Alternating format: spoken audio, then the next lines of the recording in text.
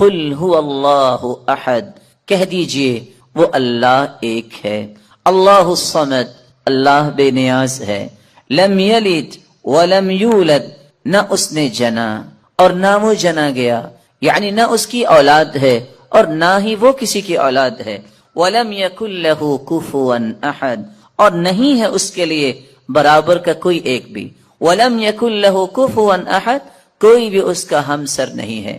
رسول اللہ صلی اللہ علیہ وسلم نے اس سورت کی عظمت کو بیان کرتے ہوئے فرمایا، میرے صحابہ، یہ سورت ثلث القرآن ہے، قرآن کا تہائی حصہ ہے۔ والذی نفسی بیدی، اس ذات کی قسم جس کے ہاتھ میں میری جان ہے، انہا لتعدل ثلث القرآن، یہ سورت اخلاص قرآن مجید کا تہائی حصہ ہے۔ اور دوسری روایت کے الفاظ ہیں، رسول اللہ صلی اللہ علیہ وسلم نے فرمایا، تم میں سے ہر شخص یہ کام تو کر سکتا ہے اگر وہ کرنا چاہے۔ وہ کام کیا ہے؟ تم میں سے کوئی اس بات سے عاجز ہے کہ وہ ایک رات میں تہائی قرآن پڑھ لے؟ ایعجز احدکم ان یقرأ ثلث القرآن فی لیلہ فإنہ من قرأ قل هو اللہ احد اللہ الصمد فی لیلۃ فقد قرأ لیلتہ ثلث القرآن، جو رات کے وقت سورۃ الاخلاص کی تلاوت کر لیتا ہے گویا کہ اس نے قرآن کا تہائی حصہ پڑھ لیا۔ قرآن کے تہائی حصے کا معنی بیان کرتے ہوئے علماء نے یہ بھی لکھا ہے کہ قرآن مجید کے اندر 3 اساسی مقاصد بیان کیے گئے ہیں۔ اللہ کی توحید کو بیان کیا گیا، اللہ کے اوامر اور نواہی کو بیان کیا گیا، اللہ تعالیٰ کے پیارے پیغمبروں اور پھر ان کی قوموں کے اخبار و قصص کو بیان کیا گیا۔ تو سورۃ الاخلاص علم التوحید، توحید کا ایک مرکز ہے، توحید کی حقیقت کو کھولنے والی یہ سورت ہے۔ اس لیے رسول اللہ صلی اللہ علیہ وسلم نے فرمایا، جس شخص کی محبت سورت اخلاص سے ہوگی یہ محبت اسے جنت تک لے جائے گی۔ جامع الترمذی کی روایت ہے کہ ایک آدمی اللہ کے رسول صلی اللہ علیہ وسلم کے پاس آیا اور کہنے لگا، انی احب هذه السورہ، اللہ کے رسول صلی اللہ علیہ وسلم مجھے اس سورت سے بہت محبت ہے۔ کون سی سورت؟ قل هو اللہ احد، فقال ان حبک ایاہا یدخلک الجنہ، یاد رکھنا اس سورت کے ساتھ تیری محبت تمہیں جنت میں لے جائے گی۔ یہاں تک رسول اللہ صلی اللہ علیہ وسلم نے فرمایا، من قرأ قل هو اللہ احد 10 مرات دن اللہ له بیتا فی الجنہ، جو شخص 10 مرتبہ سورۃ الاخلاص پڑھ لیتا ہے اللہ تعالیٰ اس کا جنت میں گھر بنا دیتے ہیں۔ یہی وجہ ہے رسول اللہ صلی اللہ علیہ وسلم نے فرمایا کہ سورۃ الاخلاص قرآن مجید کی بہترین سورت ہے۔ نعم السورتان ہما یقرآن فی الرکعتین قبل الفجر، قرآن مجید کی سب سے خوبصورت صورتیں جو فجر کی نماز سے پہلے 2 رکعتوں کے اندر پڑھی جاتی ہیں، قل یا ایھا الکافرون اور قل هو اللہ احد۔ بلکہ اس سورت کے الفاظ اللہ کے ہاں اتنا مقام رکھتے ہیں، ان الفاظ کے ساتھ اگر دعا کی جائے تو یہ اسم اعظم بن جاتا ہے، جو بھی دعا کی جائے اللہ اس دعا کو رد نہیں کرتے۔ رسول اللہ صلی اللہ علیہ وسلم کے صحابی بیان کرتے ہیں، میں رسول اللہ صلی اللہ علیہ وسلم کے ساتھ مسجد میں داخل ہوا، ایک شخص نماز پڑھ رہا تھا اور دعا کر رہا تھا، اللہم انی اسألک بأنی اشہد ان لا الہ الا انت الاحد الصمد الذي لم یلد ولم یولد ولم یکن له کفوا احد۔ ان الفاظ کے ساتھ اس نے دعا کی تو اللہ کے رسول صلی اللہ علیہ وسلم فرمانے لگے، والذی نفسی بیدہ لقد سألہ باسمہ الاعظم الذي اذا سئل به اعطى واذا دعی به اجاب، اس ذات کی قسم جس کے ہاتھ میں میری جان ہے، اس شخص نے اسم اعظم کے ساتھ دعا کی، اور جو ان کلمات کے ساتھ دعا کرتا ہے، جو بھی سوال کرتا ہے اللہ رب العزت اسے عطا کر دیتے ہیں، جو بھی دعا کرتا ہے اللہ رب العزت اس کی دعا کو قبول فرماتے ہیں۔ بلکہ رسول اللہ صلی اللہ علیہ وسلم نے فرمایا، جو سورۃ الاخلاص کی تلاوت کرتا ہے اللہ رب العزت اس کے گناہوں کو بھی معاف فرما دیتے ہیں۔ 1 مرتبہ نہیں، آپ نے 3 مرتبہ فرمایا قل یا ایھا الکافرون فقال قد برئ من الشرک، ایک آدمی کو قل یا ایھا الکافرون پڑھتے سنا، آپ نے فرمایا یہ شرک سے بری ہو گیا۔ دوسرے شخص کو سنا وہ قل هو اللہ احد پڑھ رہا تھا، فقال غفر له، اللہ رب العزت نے اس کے گناہوں کو معاف کر دیا ہے۔ رسول اللہ صلی اللہ علیہ وسلم کے صحابی سیدنا کعب رضی اللہ تعالی عنہ نے کتنی خوبصورت بات کی، فرمایا کرتے تھے السماوات السبع والارضون السبع، ساتوں آسمان اور ساتوں زمینوں کی بنیاد اسست علی هذه السورہ، اس کی بنیاد اس سورت اخلاص پر رکھی گئی ہے۔ رسول اللہ صلی اللہ علیہ وسلم نے اسی لیے صحابہ کرام کو اس بات کی نوید سنائی کہ جب ایک شخص سفر میں نکلا، جب بھی وہ نماز پڑھاتا تو سورۃ الاخلاص کی تلاوت بھی کیا کرتا۔ صحابہ کرام نے یہ بات رسول اللہ صلی اللہ علیہ وسلم تک پہنچائی۔ آپ نے سوال کیا میرے صحابی آپ یہ کیوں کرتے ہیں؟ تو صحابی نے جواب دیا اللہ کے رسول صلی اللہ علیہ وسلم اس سورت کے ساتھ مجھے محبت بہت ہے، فرمایا تیری یہ محبت قیامت کے دن تجھے جنت لے جائے گی۔ جب تک اللہ ذوالجلال کے عذاب کے متعلق انسان نہیں پڑھتا کہ اللہ ذوالجلال کے عذاب کیسے ہیں، گناہوں کی نحوستیں کیا ہے، گناہوں کے بعد کیا کیا پھر انسان کو دنیا اور آخرت برداشت کرنا پڑے گا، اس وقت تک اللہ کا خوف نہیں آتا۔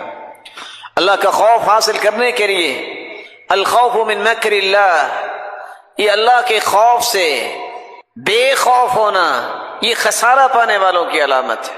کبھی بھی اللہ کے خوف سے دور نہ ہوئیے۔ اللہ کے عذاب جو جہنم میں تیار کر رکھے ہیں ان کے بارے میں پڑھنا چاہیے، سننا چاہیے۔ رسول اکرم صلی اللہ علیہ وسلم نے فرمایا ما رأيت مثل النار نام هاربها ولا مثل الجنة نام طالبها، میں نے آگ جیسی کوئی چیز نہیں دیکھی، اس کو دیکھ کر یہ کیسے ہے انسان کے ساری رات بھی سویا رہے نماز نہ پڑھے، اس کے اندر تو پھر کوئی خوف نہیں ہے۔ جس کو آگ کی شدت کا پتہ ہے، دنیا کی آگ اس پہ 5 منٹ ہاتھ نہیں رکھا جا سکتا، اور آخرت کی آگ، یہ آگ بھی اس آگ سے پناہ مانگتی ہے، 69 گنا زیادہ وہ آگ ہوگی۔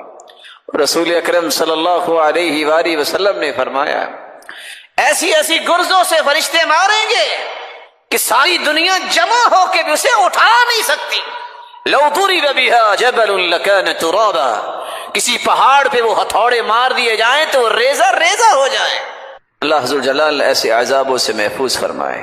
کبھی اس نیت سے بھی قبرستان جانا چاہیے کہ شاید موت یاد آ جائے، شاید یہ احساس زندہ ہو جائے کہ میں نے بھی ایسی جگہ پہ آنا ہے۔ رسول اکرم صلی اللہ علیہ وسلم نے فرمایا تھا طرق القلب، اس سے دل نرم ہوتے ہیں، وتدمع العین، آنکھوں سے آنسو جاری ہوتے ہیں، وتزکی الآخرہ، آخرت یاد لاتی ہے۔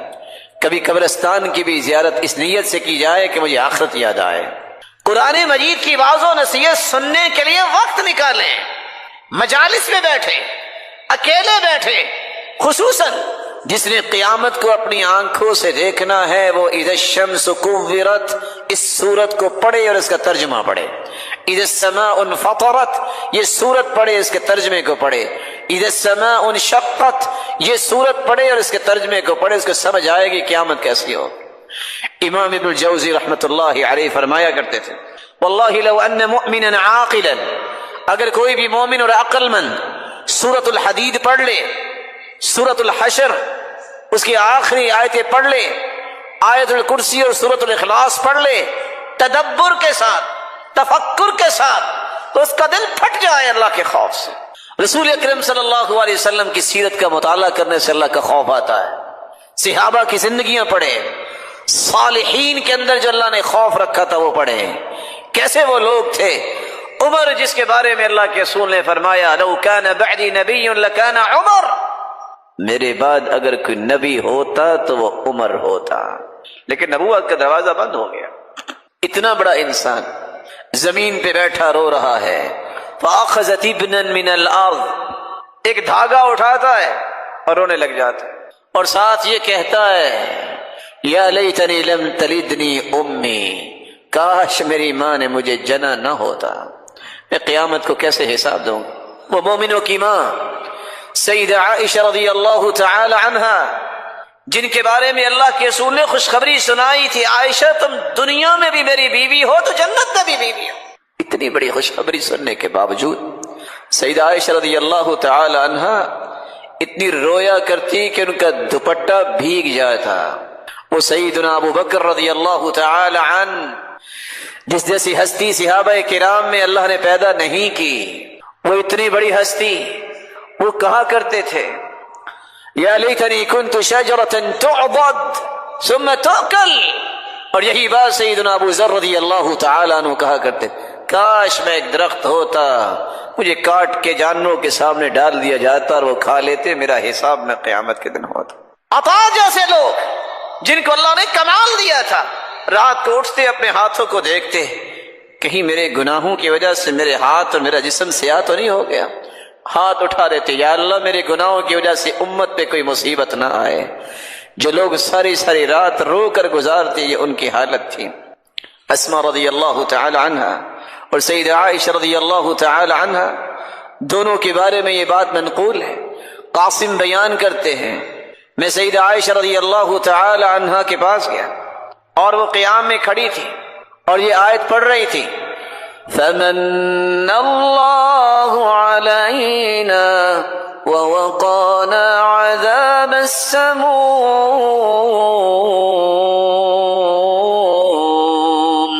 رسول اللہ صلی اللہ علیہ وسلم نے سورۃ الفاتحہ کے بارے میں کتنی خوبصورت باتیں بیان کی۔ سب سے پہلی بات، رسول اللہ صلی اللہ علیہ وسلم نے فرمایا والذی نفسی بیدی، قسم ہے اس ذات کی جس کے ہاتھ میں میری جان ہے، ما انزل فی التوراہ ولا فی الانجیل ولا فی الزبور ولا فی الفرقان مثلها یعنی القرآن، وإنها لسبع من المثانی والقرآن العظیم الذي اعطیته۔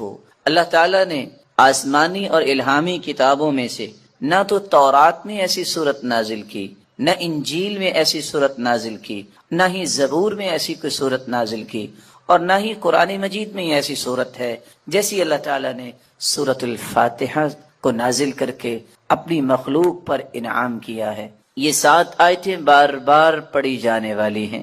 یہ القرآن بھی ہے، قرآن مجید کی ماں کا درجہ اس کو دیا گیا، الکتاب بھی ہے، یہ کتاب اللہ کی ماں کا درجہ دیا گیا اس کو۔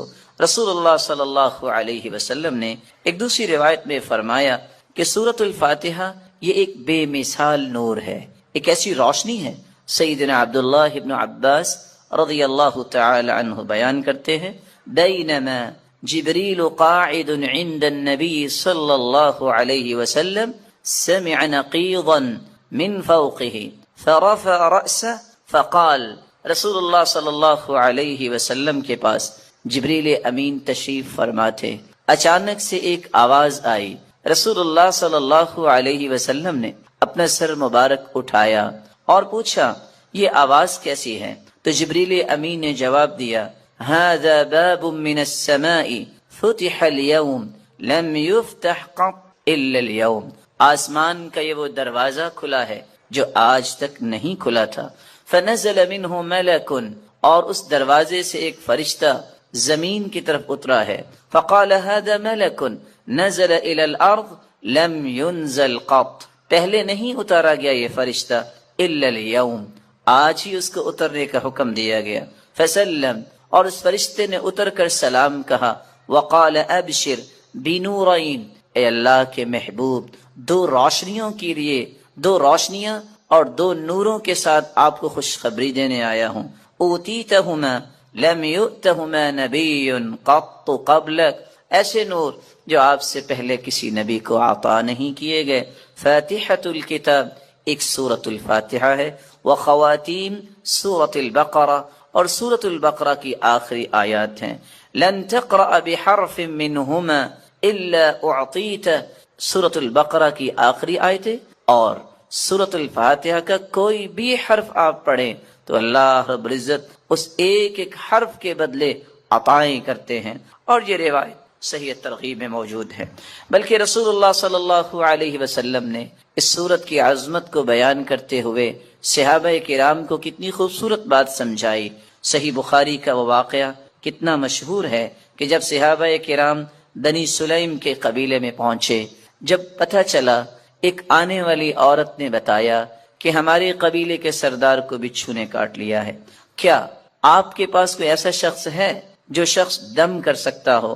تو رسول اللہ صلی اللہ علیہ وسلم کے ایک صحابی جنہوں نے صرف سورۃ الفاتحہ تلاوت کی اور اس کو دم کر دیا، رسول اللہ صلی اللہ علیہ وسلم کے اس صحابی نے اس سورۃ الفاتحہ کو پڑھنے کے بعد جب دم کیا تو وہ شخص ایسی شفا کی طرف چلا گیا وَكَأَنَّمَا نُشِطَ مِنْ عِقَالٍ، جیسے کوئی گرہ باندھی ہو کھول دی جائے۔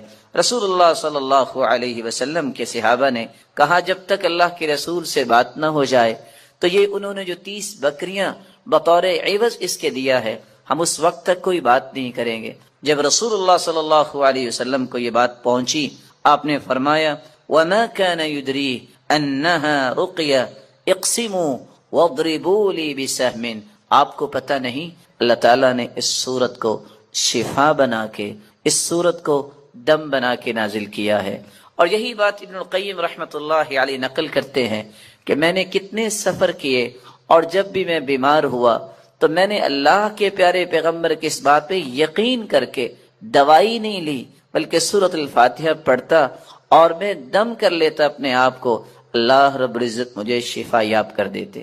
سورۃ الفاتحہ یہ عظیم ترین سورت ہے۔ رسول اللہ صلی اللہ علیہ وسلم کے صحابی سیدنا ابو سعید بن معلی بیان کرتے ہیں مر بی النبی صلی اللہ علیہ وسلم وانا اصلی، اللہ کے رسول صلی اللہ علیہ وسلم میرے پاس سے گزرے، میں نماز پڑھ رہا تھا، مجھے انہوں نے آواز دی، میں نے سلام پھیرا اور سلام پھیرنے کے بعد اللہ کے رسول صلی اللہ علیہ وسلم کی خدمت اقدس میں حاضر ہوا۔ آپ نے فرمایا میں نے آپ کو آواز دی، الم یقل اللہ یا ایھا الذین آمنوا استجیبوا للہ وللرسول، آپ نے اللہ کا یہ کلام نہیں سنا کہ جب اللہ اور اس کے رسول کی بات ہو تو اس بات کو فوراً مانو، لبیک کہو۔ کہا اللہ کے رسول صلی اللہ علیہ وسلم میں نماز پڑھ رہا تھا۔ پھر اللہ کے رسول صلی اللہ علیہ وسلم نے فرمایا الا اعلمک اعظم سورۃ فی القرآن قبل ان اخرج، کیا میں تمہیں قرآن مجید کی سب سے عظیم سورت نہ سکھا دوں اس سے پہلے کہ تم مسجد سے نکل جاؤ، اپنے گھر کو لوٹ جاؤ؟ میں نے کہا کیوں نہیں؟ تو رسول اللہ صلی اللہ علیہ وسلم نے جو سورت سکھائی، جو قرآن مجید کی عظیم ترین سورت ہے، وہ سورۃ الفاتحہ کی تعلیم دی۔ یہی وجہ ہے رسول اللہ صلی اللہ علیہ وسلم نے یہ فیصلہ سنا دیا، کاش اس فیصلے کو بھی امت مان لے، لا صلاۃ لمن لم یقرأ بفاتحۃ الکتاب، جو شخص نماز کے اندر سورۃ الفاتحہ نہیں پڑھتا اس کی نماز نہیں ہوتی، جیسا کہ صحیح بخاری کی روایت ہے۔ اور صحابی تو بیان کرتے ہیں عبادہ بن صامت رضی اللہ تعالی عنہ کہ فجر کی نماز ہم نے پڑھی اللہ کے رسول صلی اللہ علیہ وسلم کے پیچھے، جب رسول اللہ صلی اللہ علیہ وسلم قرآن کی تلاوت کر رہے تھے، فثقلت علیہ القراءۃ، قرات آپ پہ بوجھل ہوئی، رسول اللہ صلی اللہ علیہ وسلم نے سلام پھیرا اور سوال کیا لعلکم تقرؤون خلف امامکم، کیا تم امام کے پیچھے بھی پڑھتے ہو؟ تو صحابہ کرام نے کہا جی ہاں۔ تو رسول اللہ صلی اللہ علیہ وسلم نے فرمایا لا تقرؤوا لا تفعلوا كما فی روایت اخرى، دوسری روایت کے الفاظ ہیں لا تفعلوا الا بفاتحۃ الکتاب، امام کے پیچھے کھڑے ہو کر تم صرف سورۃ الفاتحہ پڑھا کرو، فإنه لا صلاة لمن لم يقرأ بها، کیونکہ سورۃ الفاتحہ پڑھنے کے بغیر نماز نہیں ہوتی۔ یہ ایسی خوبصورت اور ایسی مبارک صورت ہے جو اللہ اور اس کی مخلوق کے درمیان مکالمے کے خوبصورت جوہر ہے، ایسا گوہر ہے انسان الحمدللہ رب العالمین کہتا ہے تو اللہ رب العزت فرماتے ہیں حمیدنی عبدی، میرے بندے نے میری حمد و توصیف بیان کی۔ جب بندہ مومن الرحمن الرحیم کہتا ہے تو اللہ رب العزت فرماتے ہیں اسنا علی عبدی، میرے بندے نے میری تعریف کی ہے۔ جب بندہ مومن یہ کہتا ہے مالک یوم الدین تو اللہ رب العزت فرماتے ہیں مجدنی عبدی، میرے بندے نے میری بزرگی بیان کی ہے۔ جب انسان بندہ مومن یہ کہتا ہے ایاک نعبد و ایاک نستعین تو اللہ رب العزت فرماتے ہیں ھذا بینی و بین عبدی وَلِعَبْدِي مَا سَأَلَ، یہ میرے اور میرے بندے کے درمیان ہے، جو کچھ بھی میرا بندہ مانگے گا میں اسے عطا کروں گا۔ تو اللہ رب العزت کے ساتھ ہم کلام ہونے کا یہ خوبصورت ذریعہ ہے۔ تو آئیے اس سورت کی طرف چلتے ہیں اور اس کے معانی کو سمجھنے کی کوشش کرتے ہیں۔ بسم اللہ الرحمن الرحیم، الحمد للہ رب العالمین۔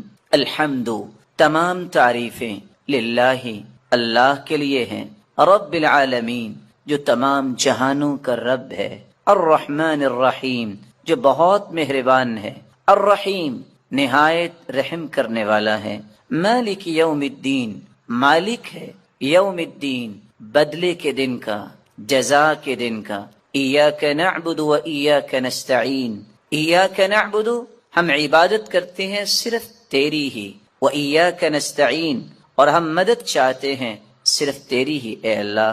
اہدنا الصراط المستقیم، ہدایت دے ہمیں، الصراط المستقیم، سیدھے راستے کی، صراط الذین انعمت علیہم، راستہ ان کا جن پر تو نے انعام کیا، غیر المغضوب علیہم، نہ کہ ان کا راستہ جن پر غضب کیا گیا، ولا الضالین، اور نہ ان کا راستہ جو گمراہ ہوئے۔ رسول اللہ صلی اللہ علیہ وسلم کے فرامین کی روشنی میں اس سورت کی 5 باتیں ہمیں یاد رکھنی چاہیے۔ جب رسول اللہ صلی اللہ علیہ وسلم نے فرما دیا کہ سورت الفاتحہ کے بغیر نماز نہیں ہوتی، تو بندہ مومن کو یہ یقین کر لینا چاہیے، آپ کو 10 دلائل کوئی پیش کر دے، آپ کو 10 کو دلائل پیش کر دے، جب تک سورت الفاتحہ آپ نہیں پڑھ لیتے کبھی بھی اس بات پہ اطمینان نہ کیجیے گا کہ میری نماز مکمل ہوئی ہے یا نہیں۔ مکمل اس وقت ہوگی جب سورت الفاتحہ کی تلاوت کی جائے گی۔ رسول اللہ صلی اللہ علیہ وسلم کے فرامین کی روشنی میں دوسرا پیغام میرے اور آپ کے لیے یہ ہے کہ یہ سورت شفا ہے، یہ سورت دم ہے۔ اپنے آپ کو بھی اور اپنی اولاد کو بھی دم کیا کرے، اور اس کے لیے سورت الفاتحہ سے بڑھ کر کوئی نسخہ کیمیا، کوئی تریاق نہیں۔ تیسرا پیغام اس سورت کا جو مجھے اور آپ کو سمجھنا ہے کہ اللہ کی تعریف اللہ کو بہت پسند ہے۔ یہی وجہ ہے عبداللہ ابن عباس رضی اللہ تعالی عنہ فرمایا کرتے تھے، الحمدللہ، ہر شکر کرنے والے کی زبان کا یہ وطیرہ ہے۔ الحمدللہ، سب سے پہلے آدم علیہ الصلاۃ والسلام نے جو کلمہ اللہ نے جب انہیں پیدا کیا، روح ڈالی، تو سب سے پہلا کلمہ جو ان کی زبان پہ آیا وہ الحمدللہ تھا۔ رسول اللہ صلی اللہ علیہ وسلم کے پاس کچھ لوگ آئے، مشرکین آ کے سوال کرتے ہیں اپنے رب کا نسب نامہ تو بیان کیجئے، تو اللہ رب العزت نے سورۃ الاخلاص کو نازل کر دیا۔ قل هو اللہ احد، کہہ دیجئے وہ اللہ ایک ہے، اللہ الصمد، اللہ بے نیاز ہے، لم یلد ولم یولد، نہ اس نے جنا اور نہ وہ جنا گیا، یعنی نہ اس کی اولاد ہے اور نہ ہی وہ کسی کی اولاد ہے، ولم یکن لہ کفوا احد، اور نہیں ہے اس کے لیے برابر کا کوئی ایک بھی، ولم یکن لہ کفوا احد، کوئی بھی اس کا ہمسر نہیں ہے۔ رسول اللہ صلی اللہ علیہ وسلم نے اس سورت کی عظمت کو بیان کرتے ہوئے فرمایا، میرے صحابہ، یہ سورت ثلث القرآن ہے، قرآن کا تہائی حصہ ہے۔ والذی نفسی بیدی، اس ذات کی قسم جس کے ہاتھ میں میری جان ہے، انہا لتعدل ثلث القرآن، یہ سورت اخلاص قرآن مجید کا تہائی حصہ ہے۔ اور دوسری روایت کے الفاظ ہیں، رسول اللہ صلی اللہ علیہ وسلم نے فرمایا، تم میں سے ہر شخص یہ کام تو کر سکتا ہے اگر وہ کرنا چاہے۔ وہ کام کیا ہے؟ تم میں سے کوئی اس بات سے عاجز ہے کہ وہ ایک رات میں تہائی قرآن پڑھ لے؟ ایعجز احدکم ان یقرأ ثلث القرآن فی لیلہ فإنہ من قرأ قل هو اللہ احد اللہ الصمد فی لیلۃ فقد قرأ لیلتہ ثلث القرآن، جو رات کے وقت سورۃ الاخلاص کی تلاوت کر لیتا ہے گویا کہ اس نے قرآن کا تہائی حصہ پڑھ لیا۔ قرآن کے تہائی حصے کا معنی بیان کرتے ہوئے علماء نے یہ بھی لکھا ہے کہ قرآن مجید کے اندر 3 اساسی مقاصد بیان کیے گئے ہیں۔ اللہ کی توحید کو بیان کیا گیا، اللہ کے اوامر اور نواہی کو بیان کیا گیا، اللہ تعالیٰ کے پیارے پیغمبروں اور پھر ان کی قوموں کے اخبار و قصص کو بیان کیا گیا۔ تو سورۃ الاخلاص علم التوحید، توحید کا ایک مرکز ہے، توحید کی حقیقت کو کھولنے والی یہ سورت ہے۔ اس لیے رسول اللہ صلی اللہ علیہ وسلم نے فرمایا جس شخص کی محبت سورت اخلاص سے ہوگی یہ محبت اسے جنت تک لے جائے گی۔ جامع الترمذی کی روایت ہے کہ ایک آدمی اللہ کے رسول صلی اللہ علیہ وسلم کے پاس آیا اور کہنے لگا انی احب هذه السورہ، اللہ کے رسول صلی اللہ علیہ وسلم مجھے اس سورت سے بہت محبت ہے۔ کون سی سورت؟ قل هو اللہ احد، فقال ان حبک ایاہا یدخلک الجنہ، یاد رکھنا اس سورت کے ساتھ تیری محبت تمہیں جنت میں لے جائے گی۔ یہاں تک رسول اللہ صلی اللہ علیہ وسلم نے فرمایا من قرأ قل هو اللہ احد 10 مرات بنى اللہ له بیتا فی الجنہ، جو شخص 10 مرتبہ سورۃ الاخلاص پڑھ لیتا ہے اللہ تعالیٰ اس کا جنت میں گھر بنا دیتے ہیں۔ یہی وجہ ہے رسول اللہ صلی اللہ علیہ وسلم نے فرمایا کہ سورۃ الاخلاص قرآن مجید کی بہترین سورت ہے۔ نعم السورتان ہما یقرآن فی الرکعتین قبل الفجر، قرآن مجید کی سب سے خوبصورت صورتیں جو فجر کی نماز سے پہلے 2 رکعتوں کے اندر پڑھی جاتی ہیں، قل یا ایھا الکافرون اور قل ھو اللہ احد۔ بلکہ اس سورت کے الفاظ اللہ کے ہاں اتنا مقام رکھتے ہیں، ان الفاظ کے ساتھ اگر دعا کی جائے تو یہ اسم اعظم بن جاتا ہے، جو بھی دعا کی جائے اللہ اس دعا کو رد نہیں کرتے۔ رسول اللہ صلی اللہ علیہ وسلم کے صحابی بیان کرتے ہیں میں رسول اللہ صلی اللہ علیہ وسلم کے ساتھ مسجد میں داخل ہوا، ایک شخص نماز پڑھ رہا تھا اور دعا کر رہا تھا اللہم انی اسألک بأنی اشہد ان لا الہ الا انت الاحد الصمد الذي لم یلد ولم یولد ولم یکن له کفوا احد۔ ان الفاظ کے ساتھ اس نے دعا کی تو اللہ کے رسول صلی اللہ علیہ وسلم فرمانے لگے والذی نفسی بیدہ لقد سألہ باسمہ الاعظم الذي اذا سئل به اعطى واذا دعی به اجاب، اس ذات کی قسم جس کے ہاتھ میں میری جان ہے، اس شخص نے اسم اعظم کے ساتھ دعا کی، اور جو ان کلمات کے ساتھ دعا کرتا ہے جو بھی سوال کرتا ہے اللہ رب العزت اسے عطا کر دیتے ہیں، جو بھی دعا کرتا ہے اللہ رب العزت اس کی دعا کو قبول فرماتے ہیں۔ بلکہ رسول اللہ صلی اللہ علیہ وسلم نے فرمایا جو سورۃ الاخلاص کی تلاوت کرتا ہے اللہ رب العزت اس کے گناہوں کو بھی معاف فرما دیتے ہیں۔ ایک مرتبہ نہیں، آپ نے 3 مرتبہ فرمایا قل یا ایھا الکافرون فقال قد برئ من الشرک، ایک آدمی کو قل یا ایھا الکافرون پڑھتے سنا، آپ نے فرمایا یہ شرک سے بری ہو گیا۔ دوسرے شخص کو سنا وہ قل ھو اللہ احد پڑھ رہا تھا، فقال غفر له، اللہ رب العزت نے اس کے گناہوں کو معاف کر دیا ہے۔ رسول اللہ صلی اللہ علیہ وسلم کے صحابی سیدنا کعب رضی اللہ تعالی عنہ نے کتنی خوبصورت بات کی، فرمایا کرتے تھے السماوات السبع والارضون السبع، 7 آسمان اور 7 زمینوں کی بنیاد اسست علی هذه السورہ، اس کی بنیاد اس سورت اخلاص پر رکھی گئی ہے۔ رسول اللہ صلی اللہ علیہ وسلم نے اسی لیے صحابہ کرام کو اس بات کی نوید سنائی کہ جب ایک شخص سفر میں نکلا جب بھی وہ نماز پڑھاتا تو سورۃ الاخلاص کی تلاوت بھی کیا کرتا۔ صحابہ کرام نے یہ بات رسول اللہ صلی اللہ علیہ وسلم تک پہنچائی۔ آپ نے سوال کیا میرے صحابی آپ یہ کیوں کرتے ہیں؟ تو صحابی نے جواب دیا اللہ کے رسول صلی اللہ علیہ وسلم اس سورت کے ساتھ مجھے محبت بہت ہے، فرمایا تیری یہ محبت قیامت کے دن تجھے جنت لے جائے گی۔ رسول اللہ صلی اللہ علیہ وسلم نے سورۃ الاخلاص کے ساتھ ساتھ بقیہ 2 صورتیں سورۃ الفلق اور سورۃ الناس، ان تینوں صورتوں کی تلاوت کے بارے میں بھی مسلمانوں کو نوید سنائی کہ انجیل اور زبور اور تورات کے اندر ایسی کوئی صورتیں نہیں جس طرح کی یہ 3 صورتیں ہیں، بلکہ رسول اللہ صلی اللہ علیہ وسلم نے فرمایا مسلمانوں قل هو اللہ احد والمعوذتین قل هو اللہ احد، اور آخری دو صورتیں حین تمسی وتصبح 3 مرات تکفیک من کل شیء۔ اگر کوئی شخص 3 مرتبہ پڑھ لیتا ہے صبح کے وقت اور 3 مرتبہ پڑھ لیتا ہے شام کے وقت، تو ہر چیز سے یہ تینوں صورتیں کفایت کر جائیں گی۔ رسول اللہ صلی اللہ علیہ وسلم نے ان 3 صورتوں کو بہترین دم قرار دیا۔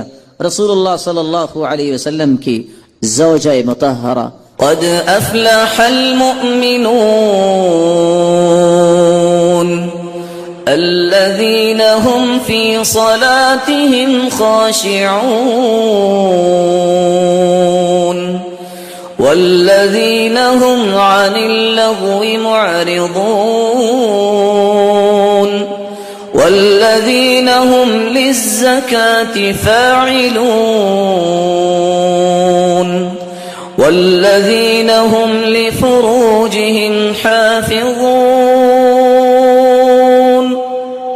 فلا پاکے ہیں وہ مومن جن کی نمازوں میں خشوع ہے، اور ساتھ اللہ نے 1 سے 2 3 4 باتیں بتا دی کہ اگر کوئی شخص چاہتا ہے کہ خشوع مجھے مل جائے، سب سے پہلا قاعدہ وہ اختیار کرے کہ میں نے لغویات سے اپنے آپ کو بچانا ہے، میں نے اپنی ذمہ داریوں کو ادا کرنا ہے، اپنے مال کی برکت، مال کی پاکیزگی، سوچ میں برکت، سوچ کی پاکیزگی اس وقت تک ممکن نہیں جب تک میرے مال کی زکوٰۃ ادا نہیں ہوگی۔ اور تیسری بات، عزت پہ کوئی کمپرومائز نہیں، اللہ کی نافرمانی کی طرف نہیں جائے گا۔ ایک شخص آنے والا کہتا ہے سرتاج رسل صلی اللہ علیہ وسلم 2 خواہشیں ہیں، کہ بتائیے؟ کہ جی چاہتا ہے میں کائنات میں سب سے نیک بن جاؤں۔ کتنی بڑی خواہش! قال اتق المحارم تکن اعبد الناس، حرام چیزوں کے قریب نہ جانا، تم سے بڑھ کے دنیا میں کوئی نیک نہیں ہوگا۔ کہا سرتاج رسول ایک اور بھی خواہش ہے، کہا فرمائیے؟ کہ جی چاہتا ہے جس طرح میں پوری دنیا سے نیک بن جاؤں، پوری دنیا سے امیر بھی بن جاؤں۔ کہا بن سکتے ہو؟ وارض بما قسم اللہ لک تکن اغنى الناس، جو کچھ اللہ نے تمہیں دیا ہے اس پہ راضی ہو کے کہہ دو الحمدللہ، اللہ تیری ہی تعریفیں ہیں، میں تو اس لائق نہیں تھا جو تو نے عطا کر دیا ہے، تم پوری کائنات سے امیر اور غنی بن جاؤ۔ نماز کے اندر جس شخص کے جسم اور اعضاء میں سکون پیدا نہیں ہوتا وہ خشوع کو نہیں سمجھتا۔ تیسرا معنی التواضع، جب تک اس کے اندر عز و انکساری نہیں آتی نماز پڑھتے وقت، اس وقت تک بھی وہ خشوع کا معنی نہیں سمجھا۔ وَإِنَّهَا لَكَبِيرَةٌ إِلَّا عَلَى الْخَاشِعِينَ۔ یہ نماز بھاری اور بوجھل کن پہ ہوتی ہے؟ سوائے ان کے جو خشوع اختیار کرنے والے ہیں، جو لوگ تواضع اختیار کرنے والے ہیں، رب کو اپنا رب مان کے اپنی کوئی حیثیت نہیں سمجھتے، اللہ تعالیٰ ان پہ پھر یہ نماز ہلکی کر دیتے ہیں۔ اور سچ کہا امام ابن القیم رحمۃ اللہ علیہ نے، جس شخص پہ عبادات بھاری اور بوجھل ہو جائیں اس شخص نے اپنے آپ کو اللہ کے ہاں ہلکا کر لیا ہے، اور جس شخص کے ہاں عبادات آسان ہو جائیں، ہلکی ہو جائیں، اس سے قیمتی اور بلند و بالا مقام والا انسان اللہ کے ہاں ہے ہی کوئی نہیں۔ چوتھا معنی الخوف، جب تک دل میں خوف نہیں اس وقت تک خشوع نہیں آتا۔ وَيَدْعُونَنَا رَغَبًا وَرَهَبًا وَكَانُوا لَنَا خَاشِعِينَ۔ اللہ رب العزت فرماتے ہیں وہ لوگ ہمیں پکارتے ہیں رغبت میں اور رہبت میں، خوف بھی ہوتا ہے ان کے دل میں، نہ جانے قبول ہوگی کہ نہیں ہوگی، اور امید بھی ہوتی ہے کہ ہاں اللہ ضائع نہیں کرے گا۔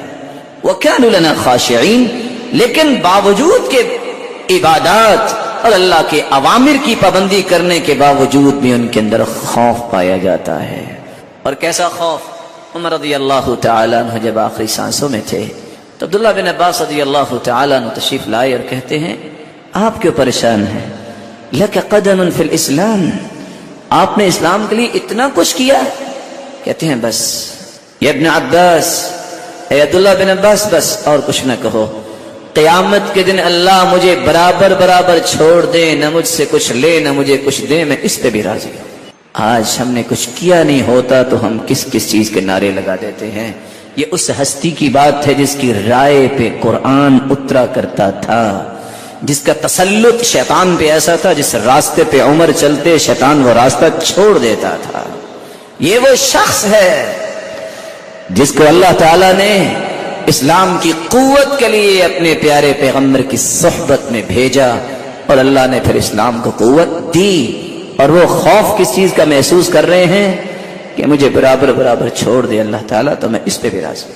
پانچواں معنی الیبس والجمود. وترى الأرض خاشعة فإذا أنزلنا عليها الماء اهتزت وربت. وترى الارض خاشعة، تم دیکھو گے، تم دیکھتے ہو زمین جامد، سخت زمین ہے، حرکت نہیں کرتی. جو ہی پانی اس میں اللہ رب العزت کی طرف سے نازل ہوتا ہے، اہتزت وربت، کس طرح اس سے بالیاں اور پھول اور کس طرح ہریالی نکلتی ہے. جس طرح زمین حرکت نہیں کرتی، اس طرح نماز کے اندر کیفیت ہو، حرکت نہ کرے. ہاں انسان ہے، وہ حرکات جو انسانی بشریت کے تقاضے کے مطابق اس کی کنٹرول میں نہیں. رکوع سجدہ تو کرے گا لیکن دائیں دیکھ رہا ہے نماز میں، بائیں دیکھ رہا ہے، اور کبھی دیکھ رہا ہے کہ چھت کیسی مسجد والوں نے بنائی ہے، پنکھے شمار کر رہا ہے. میرے پیارے بھائی، یہ آپ کی ذمہ داری تو نہیں. وہ جنہوں نے مسجد کا اہتمام کیا ہے ان کے پاس بہت تجربہ ہے، وہ اور اچھا بنا سکتے ہیں. آپ بالکل ٹینشن نہ لیں، آپ اپنی نماز کو خوبصورت بنائیں. اس لیے حسن بصری رحمت اللہ علیہ نے جب دیکھا کہ ایک آدمی کبھی بالوں کے ساتھ ادھر کھیل رہا ہے کبھی ادھر کھیل رہا ہے، تو کہتے ہیں لو خشع قلبہ لخشعت جوارحہ، اگر اس کے دل میں خشوع ہوتا تو اس کے جسم کے اعضاء، ہاتھوں اور بقیہ اعضاء میں بھی خشوع ہوتا. اس کے دل میں خشوع نہیں ہے تو اس کو پرواہ نہیں ہے، جدھر سے ہاتھ جاتا ہے جانے. اور علی رضی اللہ تعالی عنہ اس لیے کہا کرتے تھے خشوع یہ ہے اللہ یلتفت یمینا ولا شمالا. خشوع یہ ہے کہ دائیں بائیں تمہیں دیکھنے کی ضرورت نہیں. ولا يعرف من عن یمینی وعن شمالی، اور اس کو اس کی پہچان کی بھی ضرورت نہیں ہے کہ میرے ساتھ دائیں طرف کون کھڑا ہے اور بائیں طرف کون کھڑا ہے. اور جو یہ پہچان کرنے کی کوشش کرتے ہیں اور پہچان کر کے نمازیں پڑھتے ہیں کہ آج وہ فلاں مجھے دیکھ رہا ہے تو مجھے نماز خوبصورت پڑھنی ہے، وہ رب کی مراقبت کو نہیں سمجھتا کہ میرا رب دیکھ رہا ہے.